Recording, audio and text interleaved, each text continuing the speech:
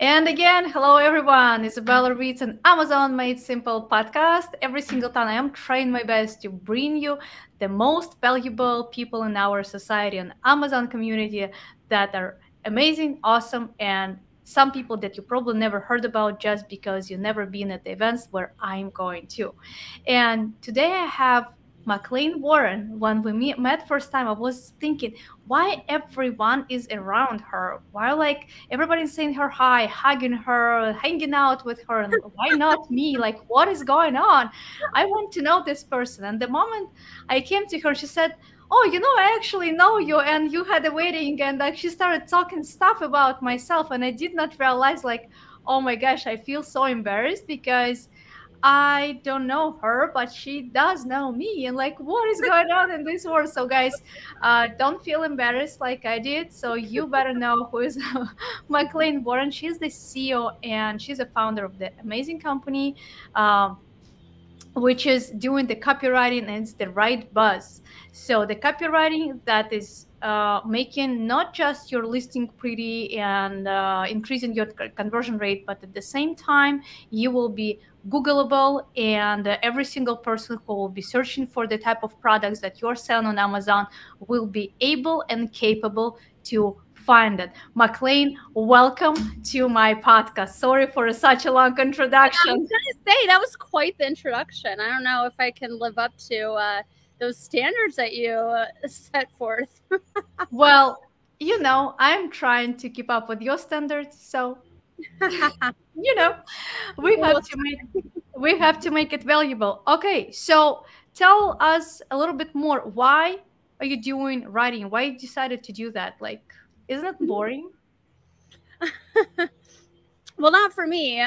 Actually, that's probably why I have a business, because a lot of people do find it either boring or they just don't know the ins and outs of copywriting.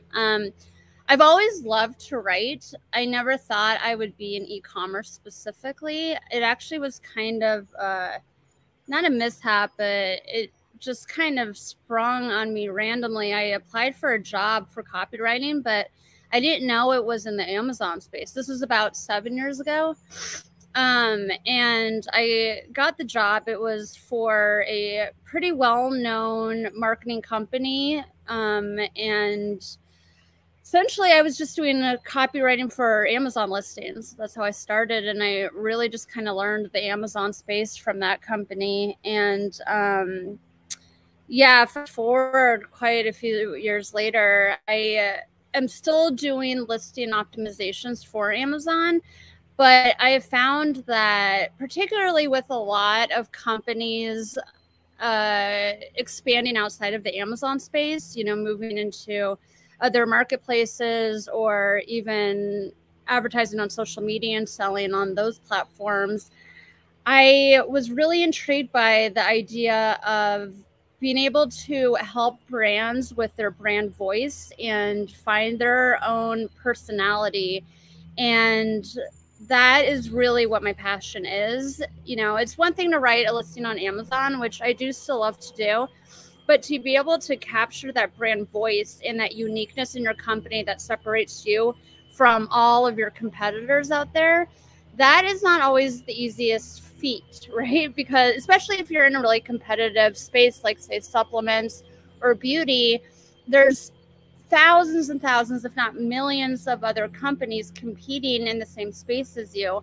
And for you to be able to succeed in that category, you really need to find a way to resonate with your audience and figure out a way that not only do they, and I say not just want to buy your product, but need to buy your product, right? Like they just need They to. have to. Yeah, like, because that's really the goal. It's really to make sure that your audience resonates with you and they feel like they connect with not just your product, but your brand as a whole, what you represent. And that not only solidifies purchases, but it solidifies brand loyalty. So they want to keep buying from you over and over again. And with new products that come out, they're super interested in it because they trust your brand, they trust your product, and they like what you represent. I agree. I have a question here. So when you're writing about some stuff, let's assume we are not writing right now about you're not doing the SEO copywriting, you're not doing the optimization. Just like someone asks you to create the content about the Starbucks military mug, Yeah. and how you're coming up with the content, like how where you finding the idea what to create and what to write about it, making sure people who will have a touch with your article, they will keep reading, and they will not stop reading after the two first sentences.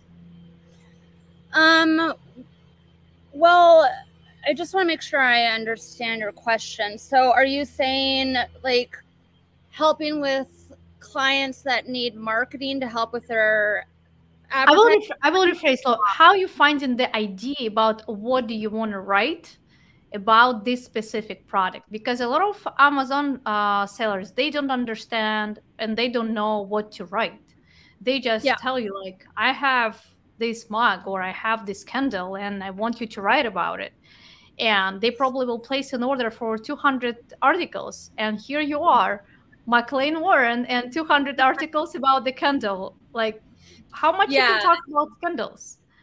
No, it's a good question. And this kind of goes back to the days of the Me Too products when people were just kind of finding random products on Amazon and they just throw them up, buying them wholesale and essentially just saying, oh, well, here's a candle. You know, I can be just like every other candle because the competition isn't that fierce. Well, nowadays, and I apologize in advance. I am outside and they're doing something on the lawn. So if you hear Well, that, we're getting closer to nature, you know? yeah. So hopefully you guys can hear me okay. So now that there's so many people selling both on Amazon and outside of Amazon, it's like I was saying before, it's really important to find your brand voice. And that can be really difficult for people that are essentially just going toward the goal of just selling any product, right? Like, you know, you hear it's great money, you hear it's a good way to work from home and that it'll afford you the luxury of being able to travel and make your own times and stuff. Well, that's great, but I try to find, even for the people that don't necessarily care a whole lot about their product, they just want to make money, I still work with them to figure out like, okay, but why did you pick this product? Why of the, like, say you did product research and you boiled it down to 10, you know, products, why did you choose this one? And what if you can find any kind of passion, again, even if it's not something that you're like super passionate about and you're not like, oh, this represents me and my morals and my lifestyle and something I really stand behind.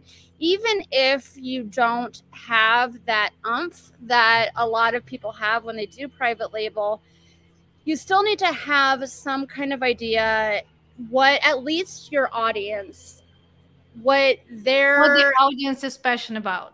Right. So even if you're not necessarily passionate about your product, and that's fine, you know, this isn't to shame anyone that's not, but at least know why your target audience wants that product, what resonates with them, what, you know, and a lot of people, when they do target audience research and they try to figure out what their demographic is, they just try to figure out things like, what is the gender that usually purchases it? What is the age group, you know? But really figuring out what your target audience is so much more. It's about learning what their interests are, what drives them, what their passions are. Because at the end of the day, that is why people end up purchasing your product over, you know, Joe or Melanie's product. Because there's something about your product, your brand voice, that makes them think to themselves, I want this candle. I can relate to the voice behind this candle. It's something that I need for my home because this candle represents family time and curling up on the couch, watching movies and eating popcorn with my family, my kids, my loved ones. So again, even if you're not super passionate about your product, you need to figure out a way to make it so that your potential buyers are passionate about your product. Thank you for the answer. What supposed to be the basic steps and what's supposed to be the base content included into one article, because every single article is a storytelling. And when you're doing the storytelling about the candle, so how much content do you prefer to put inside of the article, and where are you going, where are you starting, and where are you following, and where are you supposed to end up to make sure people still reading and you're achieving your goal? And do you usually sell in every single article, or some of the articles supposed to be just based on the useful content? So I'm going to kind of separate your question into two categories, because I would say 95% of the people that hire me for blogs and articles, it's usually service providers in the Amazon space, right? So it's just big companies that are selling software. And because I have such a big background and I'm not very knowledgeable on how Amazon works, I do a lot of articles for them.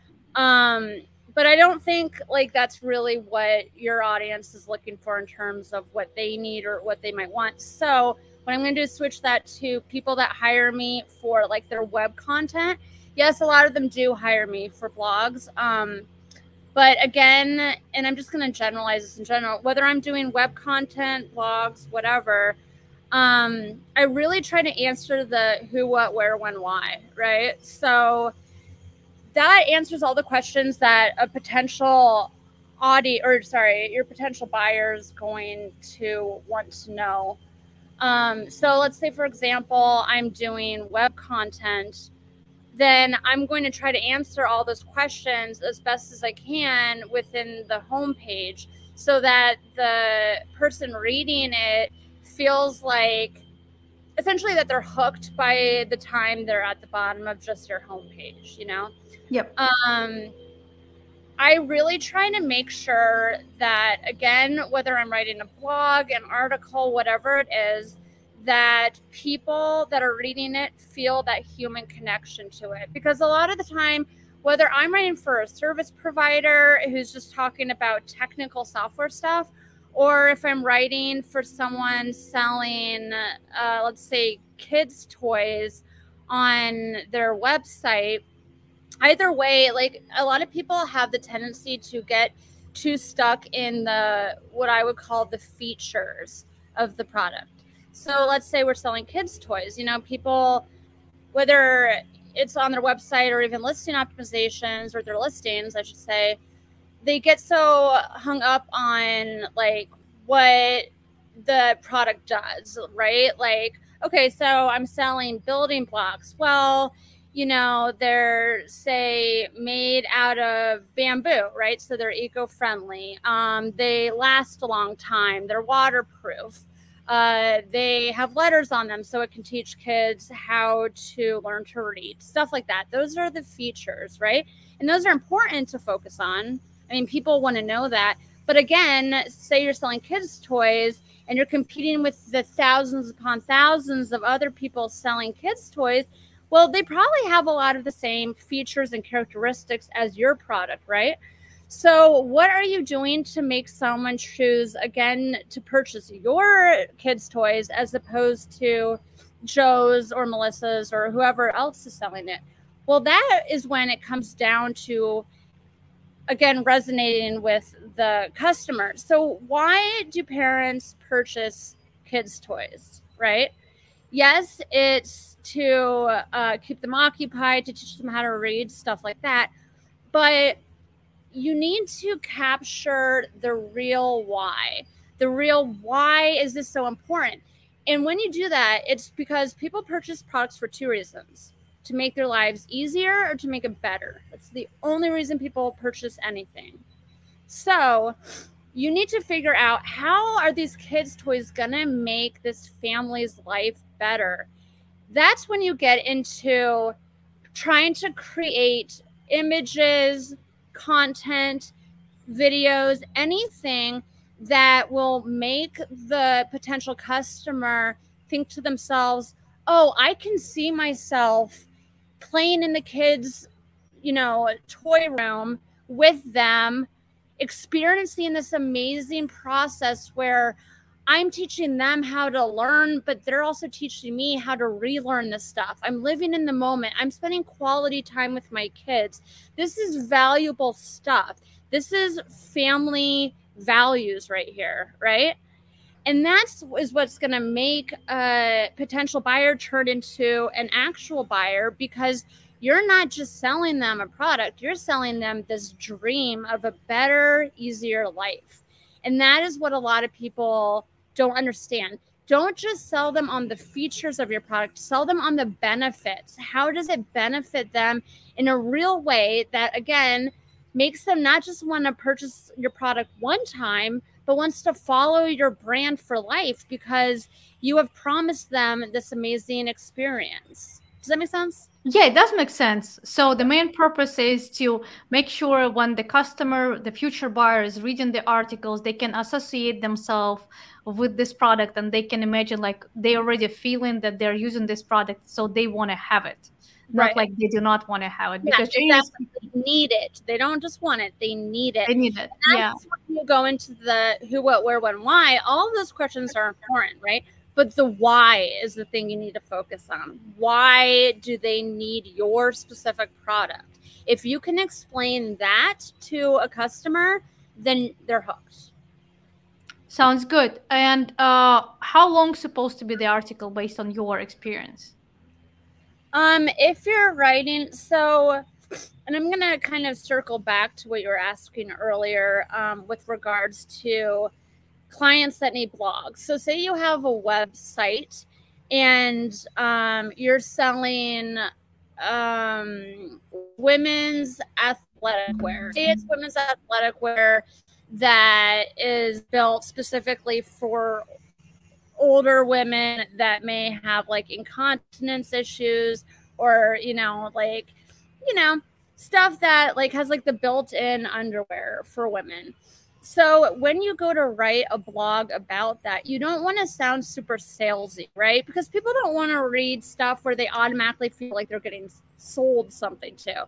It's kind of like why people don't respond well when, I don't even know if they have them anymore, but like door-to-door salesmen just knock on your door, because automatically you're on the defense. You know that they're trying to sell you something. So your initial response is to be, I'm going to have my guard up, right? Like I'm on the defense. I don't want to be sold to. So whether you're selling software, whether you're selling products, whatever it is you're selling, again, you don't want your articles or blogs to sound super salesy. So the reason I use that athletic wear product is because if you're going to write blogs about it, you want to write blogs like 5 ways to, I'm trying to think, I'm of course coming up with this off the top of my head, but like 5 ways to live your absolute best in your 40s, or 7 ways to get that summer body you're looking for. So then you can write articles that actually interest people, where they can get information from, right? So you're writing content that gives them information, and then after they've been informed, you can do that soft sell at the end, where you're kind of, weaving your sell into the article, but it's not like saying like, oh, the way you're going to live your best life in your 40s is by purchasing my product. Yeah. Right. Even though in their head, that's what they're going to subconsciously think, because that's what a good article does, is make people subconsciously think to themselves, oh, all of these benefits that this article is talking about, I can get some of those at least by purchasing this product. But you don't want to make it obvious that that's what you're trying to do, because it'll put people on the defense. That's right. I completely agree. And after you created the article, what is the best recommendation to post it? Do you want this article to be published and increase as many articles that is possible on your website? Or you recommend to like maybe cut the article on like halves and post it all over like part 1, part 2 over the social media? Like what is the best approach to share the article and the content? Yeah. And I realized that I didn't answer your question prior, which was how long should they be? So that's kind of a 2-part question. But to me, the most important thing of all is that you're writing enough content that it provides enough value for the person reading it. But we're also living in this day and age where people have a very short attention span, right? Like, people don't want to sit on their lunch break and read a novel, essentially. They want to get that quick information, because if you write for too long of an article, you're going to lose the audience. Depending on what your goal is, you're probably going to lose them. So it's really important that you convey your message quick enough that the person reading it gets the information they need.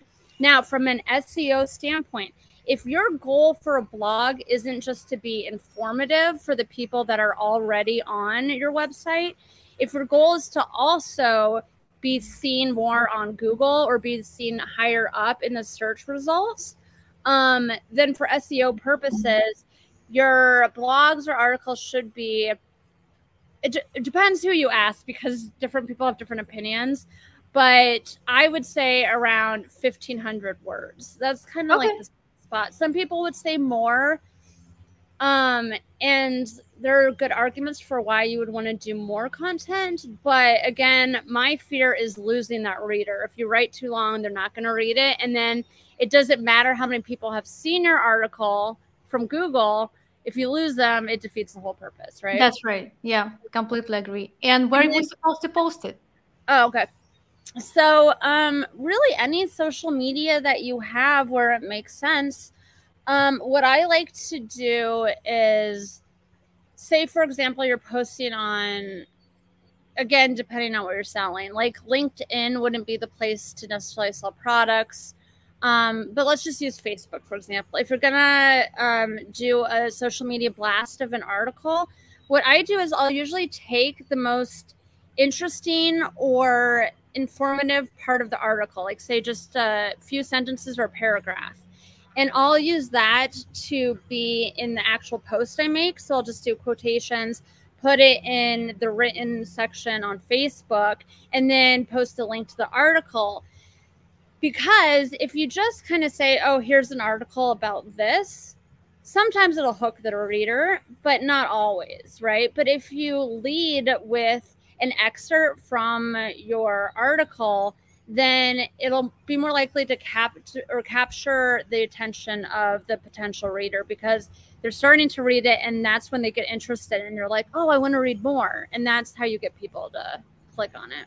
Yeah, I agree. I love everything that you just said, and I concur and I agree. So, and the last question I have for you today, because we can talk about the content a lot, and we could never stop talking about it. However, the question for now is, if, like, let's assume our listeners said, okay, I never did it, I have to do it, I don't want to look for someone else, McClain is great. And I'm telling you guys, McClain is great. She's great. And she's doing the great job. And if you will start Googling her, or if you'll go to any Facebook groups, you'll find, like, when people are asking who is the best copywriter, you'll see how many people are recommending McClain. And I paid them to say that. Just kidding. What? Because I paid them to say that. No, you're not. No, you're not. You're a single mom, and you are trying your best to make your life prettier. So no, you're not. People just loves you, and people appreciate you, and you're a real professional. So, and at this point, are you accepting new customers? Are you accepting new clients? Absolutely. So how people usually applying? How they texting, chatting you, or like just showing up on your door and knocking and just knock and hearing the copywriting? Show up at my door, be like, I need you. Yeah, I'm pretty easy to get a hold of. Honestly, you can go to my website. I don't know if you have notes like that you're gonna leave for people in the we're creating an article, and people reading the article, and they will be able to see everything that is going on. Yeah. So you can go to my website, which is gettherightbuzz.com. Or you can find me on Facebook, LinkedIn. I don't use a whole, like, in terms of getting a hold of me, I don't use a ton of other social media than those two. So yeah, just either follow my company on Facebook and get a hold of me that way. You can, add me as a friend. I don't bite. So any of those things. And just to clarify again, I really have done a lot of different kinds of content, right? So I've helped people find their brand voices. I've helped people with marketing strategies. I've helped people with listing optimizations, web content. So yeah, if any kind of content you need within the e-commerce realm, I do enjoy all of it. I like challenges, and I like to have different things to work on because it really, excites me and mixes it up. So really anything that you need in terms of content, if I can't help you, then I definitely know enough people in this industry that could help you. Thank you. And guys, every single link McClain just mentioned, every single one is posted under this video and inside of the article if you're reading the article instead of watching or listening the podcast. And thank you very much for joining me today, and I'll see you soon at the events. Thank Again. you for having me. It was really nice to see you again. Yeah, same to you. Likewise. All right. I'll talk to you later. Bye. Yeah, bye-bye.